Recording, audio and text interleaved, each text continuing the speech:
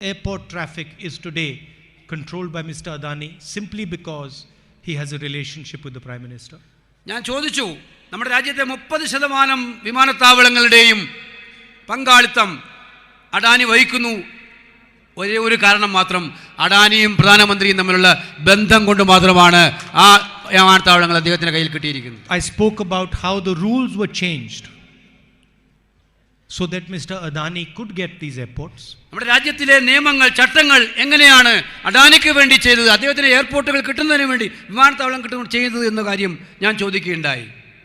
Earlier, people who did not have experience in running airports were not allowed to participate.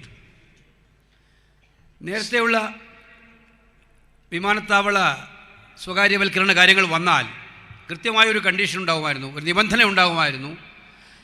വിമാനത്താവള വികസനവുമായി ബന്ധപ്പെട്ട് അനുഭവപരിചയമില്ലാത്ത ആരെയും അത്തരം കരാറുകളിൽ പരിഗണിക്കേണ്ടതില്ല എന്നുള്ള കാര്യം. And the rules were changed to allow Mr. Adani to participate.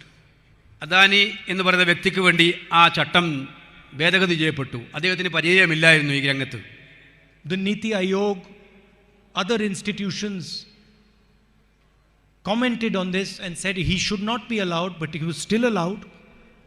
നീതി ആയോഗും അതുപോലുള്ള മറ്റു സ്ഥാപനങ്ങളും, കേന്ദ്ര ഗവൺമെൻറ് സ്ഥാപനങ്ങൾ തന്നെ ഈ കാര്യം ചൂണ്ടിക്കാട്ടിയെങ്കിലും അതിനെല്ലാം തള്ളിക്കളഞ്ഞുകൊണ്ട് അദ്ദേഹത്തിന് ഇത് കൊടുത്തു. A official in Sri Lanka stated in a meeting in Sri Lanka, in a public hearing, that the Prime Minister, the President of Sri Lanka, told him that Mr. Modi had pressurized him to give a contract to Mr. Adani in Sri Lanka. ശ്രീലങ്കയിലെ ഒരു പ്രധാനപ്പെട്ട ഔദ്യോഗിക തലത്തിലിരിക്കുന്ന ആൾ സൂചിപ്പിക്കേണ്ടായി, അദ്ദേഹം പരസ്യമായി പുറത്ത് പറഞ്ഞു, Sri Lankan president അദ്ദേഹത്തോട് പറയേണ്ടായെന്ന്, നമ്മുടെ പ്രധാനമന്ത്രി ശ്രീലങ്കയിലെ ഒരു പ്രധാനപ്പെട്ട കോൺട്രാക്റ്റുകൾ മിസ്റ്റർ അഡാനി കൊടുക്കാൻ വേണ്ടി അദ്ദേഹത്തോട് ശുപാർശ ചെയ്തു എന്നുള്ള കാര്യം. Immediately after the Prime Minister went to Bangladesh, Mr. Adani gets a contract from Bangladesh. ബംഗ്ലാദേശിൽ നമ്മുടെ പ്രധാനമന്ത്രി സന്ദർശനം നടത്തിയതിനുടനെ തന്നെ അവിടുത്തെ ഒരു കരാറും അഡാനിക്ക് കിട്ടുകയുണ്ടായി. Mr. Adani and the Prime Minister go to Australia. The State Bank gives a loan of $1 billion to Mr. Adani for a mining project. നിങ്ങൾ മനസ്സിലാക്കേണ്ടത്, ഓസ്ട്രേലിയയിലേക്ക് നരേന്ദ്രമോദി സന്ദർശനം നടത്തി കഴിഞ്ഞപ്പോൾ, പ്രധാനമന്ത്രി സന്ദർശനം നടത്തി കഴിഞ്ഞപ്പോൾ അവിടെ $10 ലക്ഷം ഒരു കോൺട്രാക്റ്റാണ് അദാനിക്ക് ഓസ്ട്രേലിയൻ ഗവൺമെൻറ്റുമായി ബന്ധപ്പെട്ട് കൊടുക്കേണ്ടി വന്നു. The biggest, most strategic airport, Mumbai Airport, is taken over by Mr. Adani after agencies threaten the people who ran the airport.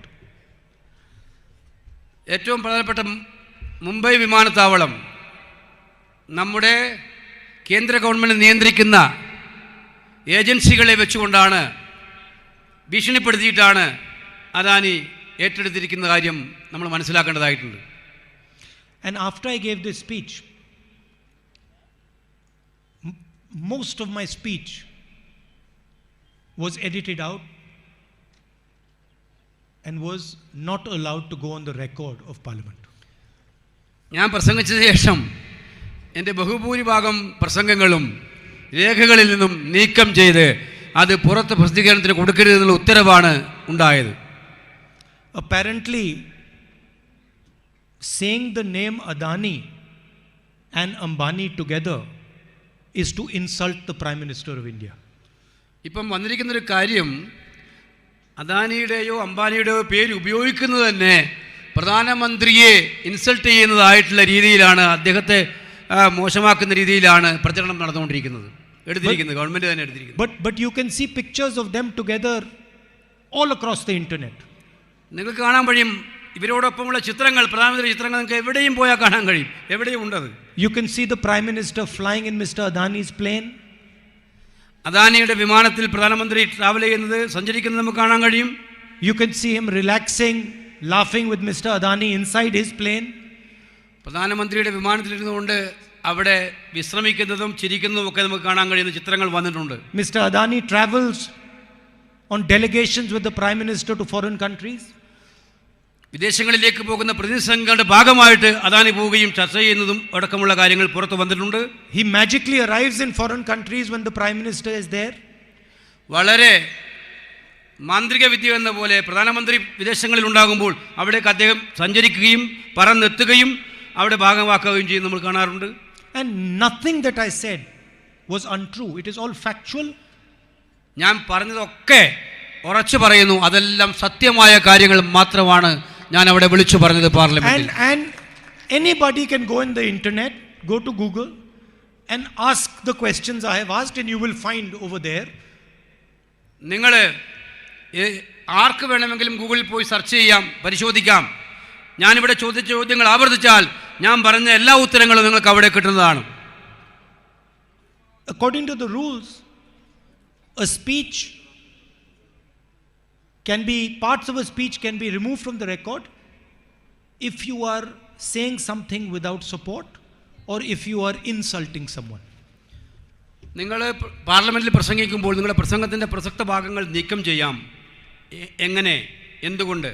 നിങ്ങൾ പറയുന്ന ഭാഗങ്ങളിൽ സത്യങ്ങളെ തീരെയില്ല, തെളിവുകളില്ല. അതോടൊപ്പം നിങ്ങൾ ആരെയെങ്കിലും മോശക്കാരാക്കാൻ വേണ്ടി മനഃപൂർവ്വമായി തേജോവധം ചെയ്യുകയാണെങ്കിൽ ഈ രണ്ട് കാര്യങ്ങൾ. I did not insult anybody. I used the kindest language, the most polite language, and everything I said was based on proof. ഞാൻ ആരെയും തേജോവധം ചെയ്യാൻ ശ്രമിച്ചിട്ടില്ല. ഞാൻ വളരെ ലളിതമായിട്ടുള്ള മാന്യമായ ഭാഷയിലാണ് സംസാരിച്ചത്. ആരെയും അപമാനിക്കാൻ ഉദ്ദേശിച്ചിട്ടില്ല, ചെയ്തിട്ടില്ല. പക്ഷേ എൻ്റെ പ്രസംഗ ഭാഗങ്ങൾ നീക്കം ചെയ്തു. I was asked to show proof with regards to what I said, and I have written a letter to the speaker with every single point that they have removed and the supporting proof. എന്നോട് ചോദിക്കുകയുണ്ടായത് പാർലമെന്റിലെ secretariat, ഞാൻ പ്രസംഗിച്ചതിൻ്റെ തെളിവുകൾ വേണം എന്ന്. ഞാൻ സ്പീക്കർക്ക് എഴുതിയിട്ടുണ്ട്. ഞാൻ പ്രസംഗിച്ച ഓരോ കാര്യങ്ങളുടെയും തെളിവടക്കം, എന്തുകൊണ്ട് ഇത് പറഞ്ഞു എന്നതടക്കം ചൂണ്ടിക്കാണിച്ചുകൊണ്ട് വിശദമായിട്ടുള്ള കാര്യം ഞാൻ സ്പീക്കർക്ക് കത്തിലൂടെ അറിയിച്ചിട്ടുണ്ട്, ലോക്സഭാ സ്പീക്കർക്ക്. But I don't expect that my words will be allowed to go on the record. പക്ഷേ എൻ്റെ വാക്കുകൾ, ഞാൻ പറഞ്ഞ വാക്കുകൾ, ബഹുമാനത്തോടെ വിനയത്തോടെ പറഞ്ഞ വാക്കുകൾ രേഖകളിൽ നിന്നും പുറത്തു പോകുന്നതിനെ ഞാൻ ബഹുമാനിക്കുന്നില്ല, ഇഷ്ടപ്പെടുന്നില്ല. At the same time, the Prime Minister directly insults me. നിങ്ങൾ മനസ്സിലാക്കേണ്ടത്, ഇതേ സമയം പ്രധാനമന്ത്രി അദ്ദേഹത്തിൻ്റെ പ്രസംഗത്തിൽ എന്നെ വ്യക്തിപരമായി അധിക്ഷേപിക്കുകയുണ്ടായി. He says, why is your name Gandhi and not Nehru? അദ്ദേഹം ചോദിച്ചത്, എന്തുകൊണ്ടാണ് രാഹുൽ നെഹ്റു അല്ലാത്തത് രാഹുൽ ഗാന്ധി ആയത് എന്നർത്ഥത്തിലാണ് അദ്ദേഹം ചോദിച്ചത്. So the Prime Minister of the country directly insults me, but his words are not taken off the record. പ്രധാനമന്ത്രി എന്നെ വളരെ പ്രത്യക്ഷമായിട്ട് അപമാനിക്കാൻ ശ്രമിച്ചു, പക്ഷെ അദ്ദേഹത്തിൻ്റെ ഒരു വരിയും രേഖകളിൽ നിന്നും മാറ്റിയിട്ടില്ല. But it does not matter because the truth always comes out. പക്ഷെ ഞാനത് കാര്യമാക്കുന്നില്ല. എന്തുകൊണ്ടെന്നാൽ സത്യം എല്ലായ്പ്പോഴും പുറത്തു വരിക തന്നെ ചെയ്യും. And all you had to do was look at my face when I was speaking and look at his face while he was speaking. സംസാരത്തിൻ്റെ ഭാഷ, ശാരീരിക ഭാഷ, നിങ്ങൾ ഞാൻ പ്രസംഗിക്കുമ്പോഴുള്ള ശരീരഭാഷയും ബഹുമാനപ്പെട്ട മോഡി സംസാരിക്കുമ്പോഴുള്ള ശരീരഭാഷയും നിങ്ങൾ ടെലിവിഷനിൽ ഒന്ന് ശ്രദ്ധിച്ചാൽ മതി, എവിടെയാണ് സത്യം എന്ന് നിങ്ങൾക്ക് ബോധ്യപ്പെടും. Look at how many times he drank water, how his hand was shaking when he was drinking water, and you'll understand everything. അദ്ദേഹം പ്രസംഗിക്കുന്ന സമയത്ത് എത്ര പ്രാവശ്യം വെള്ളം കുടിക്കുന്നുണ്ടായി, അദ്ദേഹത്തിൻ്റെ കൈ വിറക്കുന്നുണ്ടായിരുന്നു, ഇതൊക്കെ നിങ്ങൾക്ക് മനസ്സിലാക്കും. ഞാൻ അതുകൊണ്ടാണ് ശരീരഭാഷ നമ്മളോട് പറഞ്ഞു തരും എന്താണ് യഥാർത്ഥ സത്യം. അദ്ദേഹം വിചാരിക്കുന്ന അദ്ദേഹം ഏറ്റവും ശക്തവാനായ നേതാവാണ്, അതുകൊണ്ട് അദ്ദേഹത്തെ എല്ലാവരും ഭയപ്പെടുന്നുവെന്നും. He doesn't realize the absolute last thing I'm scared of is Narendra Modi. He doesn't realize that the absolute last thing I'm scared of is Narendra Modi.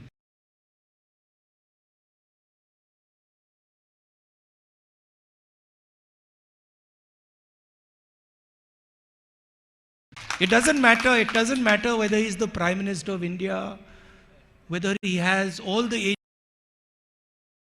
agencies, doesn't matter. അദ്ദേഹം പ്രധാനമന്ത്രിയാണെന്നത് ഞാൻ വലിയ കാര്യമാക്കുന്നില്ല. അദ്ദേഹത്തിൻ്റെ കയ്യിൽ എല്ലാവിധ ആയുധങ്ങളും, CBI, ED, enforcement directorate, IT, എല്ലാം അദ്ദേഹത്തിൻ്റെ കയ്യിലുണ്ട്. നല്ല കാര്യം എനിക്ക് ബോധ്യമുണ്ട്. ആ കാര്യമാക്കുന്നില്ല. Because the truth is not on his side. അദ്ദേഹത്തിൻ്റെ കൂടെ ഇല്ല. എന്നുള്ളത് കൊണ്ട് മാത്രമാണ്. And one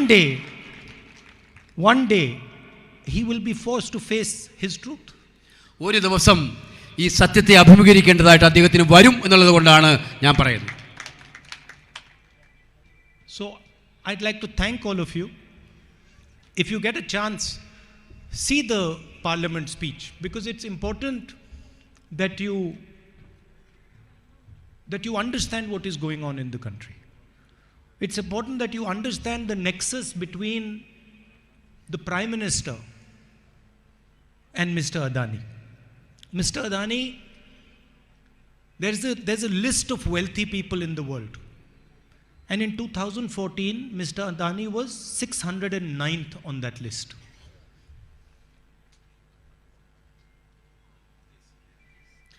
നിങ്ങൾ മനസ്സിലാക്കേണ്ടത്, നിങ്ങൾ പാർലമെൻറ്റ് നടപടികളൊന്ന് പരിശോധിക്കണം, എൻ്റെ പ്രസംഗം ഒന്ന് മനസ്സിലാക്കണം, മോഡിയുടെ പ്രസംഗവും കേട്ടുള്ളൂ.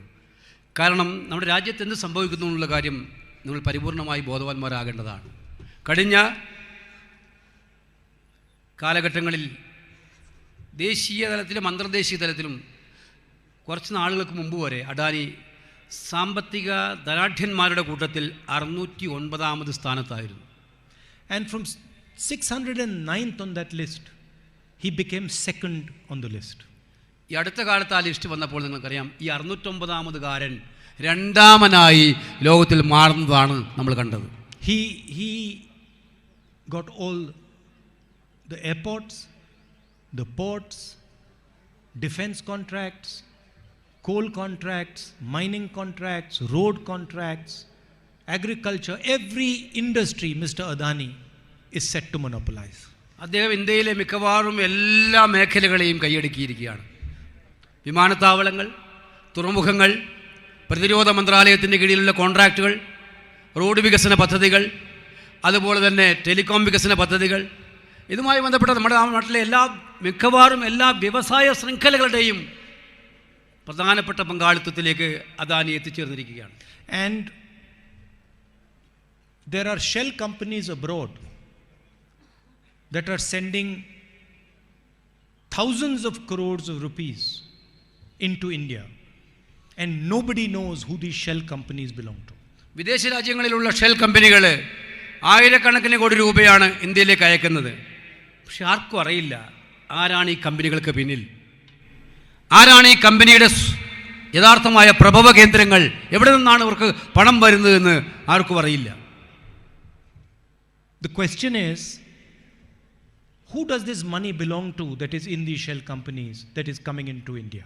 ഈ ഷെൽ കമ്പനികളുടെ പിന്നിലുള്ള പണം ആരുടേതാണ് എന്നുള്ളതാണ് യഥാർത്ഥമായിട്ടുള്ള ചോദ്യം നമ്മുടെ മുന്നിലുള്ളത്. I asked the Prime Minister some questions. I asked him about his relationship with Mr. Adani. I asked him about how Mr. Adani has grown so fast. The Prime Minister did not answer a single question. ഞാൻ പ്രധാനമന്ത്രിയോട് ചോദിച്ച ഈ വക ചോദ്യങ്ങളാണ്.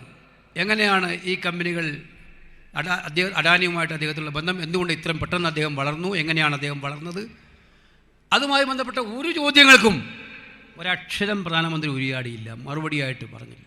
His response to my questions was, why are you not called Nehru? Why are you called Gandhi? എൻ്റെ പ്രസംഗത്തിലുള്ള ഏക മറുപടി അദ്ദേഹം എന്നുള്ളത്, എന്തുകൊണ്ടാണ് നിങ്ങൾ നെഹ്റു എന്ന് പറയാത്തത്, ഗാന്ധി എന്ന് പറയുന്നു എന്നുള്ളതാണ്. Because generally, I don't know, maybe Mr. Modi doesn't understand this, but generally in India, our surname is the surname of our father. എന്താണെന്നറിയില്ല, നമ്മുടെ പ്രധാനമന്ത്രിക്ക് ബോധ്യമില്ലാത്തതുകൊണ്ടാണോ എന്ന് എനിക്കറിയില്ല. ഇവിടെ പൊതുവായിട്ട് നമ്മുടെ പേര് വിളിക്കുമ്പോൾ ആ പേരിനോടൊപ്പം അച്ഛൻ്റെ പേരിൻ്റെ ഭാഗമാണ് നമ്മൾ ഉദ്ധരിക്കുന്നത്.